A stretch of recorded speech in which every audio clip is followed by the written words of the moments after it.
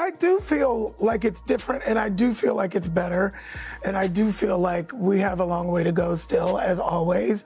You know, me playing the MC was not possible 30 years ago when I got here. You know, I tried to audition. I couldn't even get an audition. Wow. You know, they said that's not the story we're telling.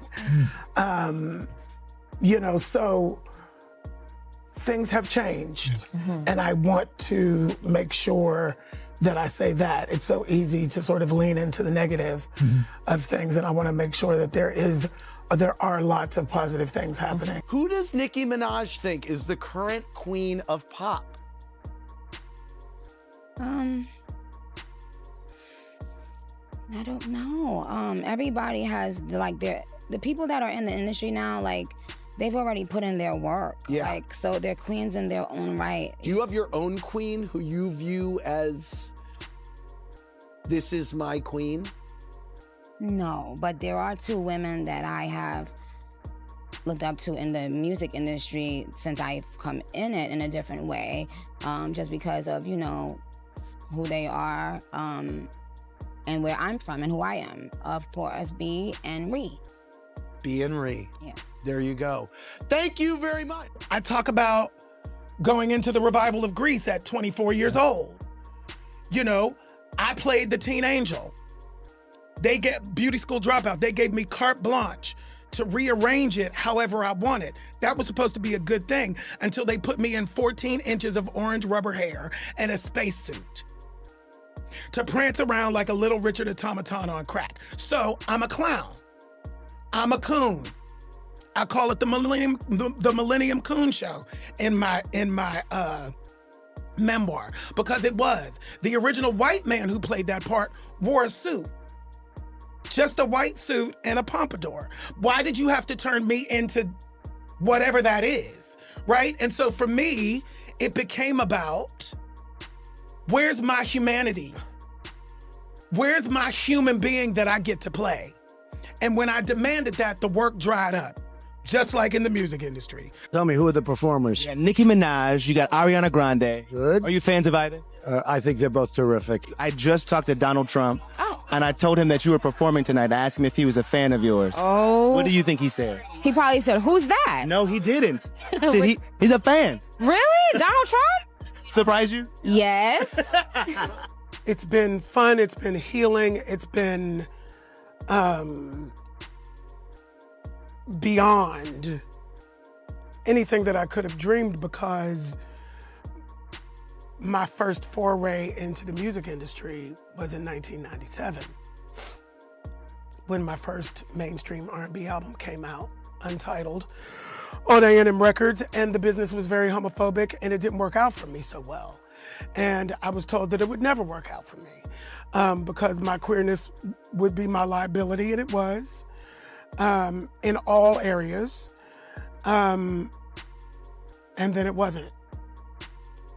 I'm grateful that I lived long enough to see the day where it wasn't, where my queerness, you know, my liability has become my superpower. So the industry, the mainstream music industry, has sort of evolved. I'm not gonna lie, awards are a part of the business. And for a Black queer man to win the award actually means something to me. Something different than it does for my more traditional, quite frankly, white or anybody straight counterparts. Like, it's different, so it actually matters for me. So yeah, I'm gunning for it. But it also is not the reason why I'm here. The art is first, the art will always be first, and I'm gonna let the universe do whatever it does. I am thrilled. It's my first franchise, as you just said,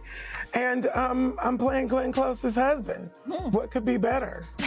One of my favorite actresses of all time. That's so great. What a All pairing. time, and she's a lovely, lovely human being. I'm making 6-cent checks on Pose, a show that I won an Emmy for. So what do you mean you're making? 6-cent residual checks. What? That's what you're getting. Yes, that's what we're getting. Some of us are getting 6-cent checks. No. That's why we were on strike for 118 days. No, y'all don't get to do that to us anymore. And so have you really lost a home? Yes. Is it your home? Why would I It's be your home? lying? Yeah. Of I'm, course. I'm not suggesting that. I'm just sort of, you know. Yeah. I mean, You're just being a you're I just read being a that and I journalist. kind of thought, really? I mean, Yes, you know, yeah. it is. Everybody in this business, except for the ones who are making the FU money, are 3 months away from homelessness. If you got laid off tomorrow and didn't get a job for 3 months, you'd be in a... That's what it is. Jay-Z has been trending everywhere this week. And not for music. Because suddenly, one of the biggest names in hip-hop is being mentioned in the same breath as one of the darkest scandals of the modern era. And at the exact same time, Nicki Minaj is facing a completely different kind of firestorm. One that has celebrities turning on her publicly, fans walking away, and the internet splitting into war zones. Two massive stars, two explosive controversies, and both stories raise the same uncomfortable question. What happens when celebrity power meets public outrage? Because once your name gets pulled into certain conversations, even whispers can sound like proof. And what happens next might change how people see these icons forever. So, let's start here. The internet has been locked in on one major headline: a massive new release of Jeffrey Epstein-related documents. Now, whenever Epstein's name resurfaces, it instantly triggers chaos online, because people aren't just curious, they're hunting. They want to know who was involved, who knew what, who stayed silent, and who might still be protected. And recently, the US Department of Justice released a huge batch of records connected to the broader Epstein investigation. Millions of pages, a flood of paperwork. And buried inside that release were FBI intake reports, basically tip logs, calls made to law enforcement that were written down during the investigation. And here's the key: these are not confirmed charges, not court convictions, not proven facts. But the internet doesn't always wait for proof, because once a name appears, the damage can start immediately. And one name in particular made people freeze: Jay-Z. So what actually happened? In one FBI intake report, a caller described allegations dating back to the mid-1990s, specifically 1996. The caller claimed a woman was harmed in an incident involving Harvey Weinstein. And in that account, Jay-Z was allegedly present. His real name, Sean Carter, appeared in the document. Now let's be extremely clear here. This was a tip, an unverified report logged by investigators. There is no confirmed evidence in these documents that Jay-Z was charged with anything. But here's the problem: social media doesn't care about legal nuance. People see Jay-Z and Epstein files in the same sentence. And suddenly it becomes a wildfire. Because for years now, there have been whispers. People have side-eyed Jay-Z's silence. They've questioned his proximity to powerful circles. And ever since other major figures like Diddy started facing public scrutiny, a lot of people have been saying, Jay-Z is next. So when his name popped up in this release, the internet treated it like confirmation, even though legally, it isn't. But perception moves faster than facts. And that's where things get dangerous, because once people decide what they believe, the truth almost becomes irrelevant. And the reaction was immediate. Within hours, Jay-Z was trending across platforms, and the reactions were extreme. Some people were saying, "This is the end." Others were saying, "Here we go again, another celebrity cover-up." And some were pointing out the obvious: that FBI intake reports include unverified tips all the time. But online, that doesn't slow the machine, because the Epstein scandal has become something bigger than a case. It's become a symbol of elites, secrecy, power, and protection. So when any famous name gets pulled into that orbit, people assume the worst, and it creates a weird kind of digital mob mentality, where being mentioned becomes being guilty, and being silent becomes suspicious. Now Jay-Z has not been charged. There's no official legal action tied to him here, but still. The headline alone is enough to shift public opinion, because once the internet smells scandal, it doesn't ask questions. It demands punishment. And while people were still arguing about what the documents really mean, another celebrity moment exploded. Completely unrelated, but just as messy. Because Nicki Minaj is facing her own backlash, and it's coming from inside the industry. So picture this: a red carpet event, cameras flashing, celebrities doing their usual polished interviews. And then someone asks Billy Porter about Nicki Minaj. And Billy did not hold back. He basically snapped. And when asked about Nicki's recent political alignment, Billy Porter responded with one brutal phrase. Her. No filter. No PR smoothing. Just raw anger. And people immediately reacted like, wait, what? Because Billy Porter isn't just some random commentator, he's an actor, a Broadway icon, and someone who has spent his career advocating for marginalized communities. So for him, Nicki's recent moves weren't just celebrity drama, they felt personal. And that moment went viral instantly, because when someone says something that blunt on camera, it signals something deeper. This wasn't shade, this was disappointment, and it raised the obvious question, what exactly is Nicki doing right now? And why is she suddenly losing so many people? To understand that, you have to look at Nicki's recent pivot, and it's one of the most polarizing shifts of her career. Nicki Minaj has always been unpredictable. That's part of her brand. But lately, her public support of Donald Trump has shocked even longtime fans. She's been making speeches, showing up at political events, calling herself Trump's #1 fan, even complimenting him publicly in ways that people did not expect. And the internet response? Explosive. Because Nicki's fanbase has always been diverse, including LGBTQ fans, marginalized communities, and people who feel directly targeted by Trump-era politics. So, when Nicki started aligning herself with that world, a lot of fans felt betrayed, not confused. Betrayed. And Nicki didn't exactly ease the tension. She leaned in harder. She framed criticism as motivation.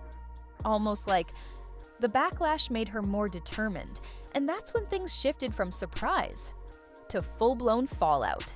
Because once politics enters celebrity culture, it stops being just entertainment. It becomes identity. And suddenly, Nicki wasn't just a rapper anymore. She became a symbol.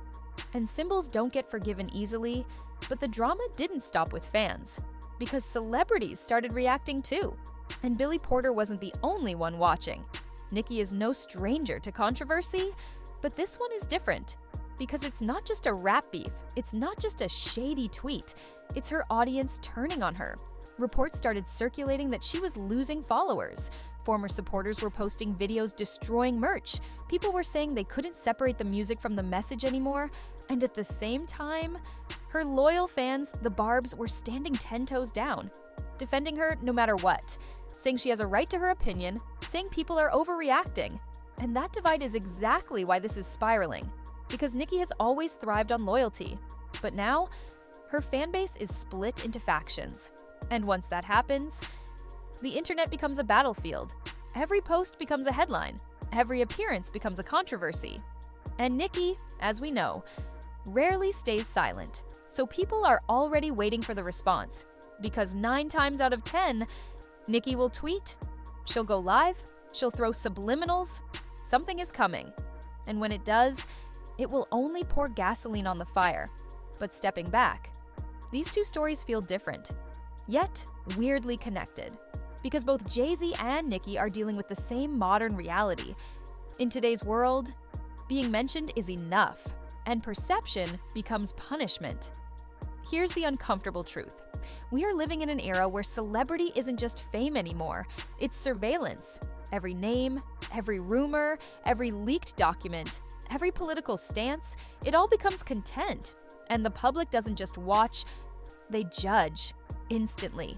Jay-Z's situation shows how fast unverified information can explode.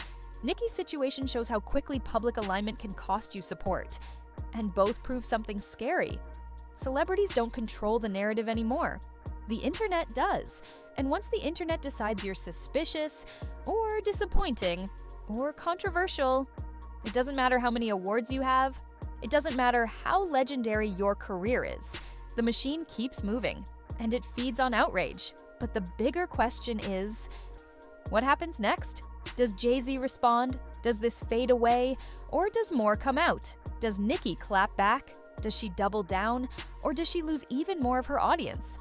Because right now, both of these stories are still unfolding, and the next chapter could be even messier. At the end of the day, Jay-Z being mentioned in a document doesn't equal guilt. Nicki supporting someone politically doesn't equal a crime. But in today's world, that's almost beside the point, because celebrity culture has entered a new phase, where association becomes accusation and backlash becomes permanent. And the internet isn't interested in waiting. It wants answers now. It wants reactions now. It wants consequences now. So the real question isn't just, what did they do? It's, can any superstar survive the court of public opinion anymore? Or are we watching the beginning of the end? For the untouchable era of fame? Let me know what you think. Is the internet overreacting? Or are these moments warning signs of something bigger? Drop your thoughts in the comments. And if you want more breakdowns like this, make sure to subscribe, because this story is far from over.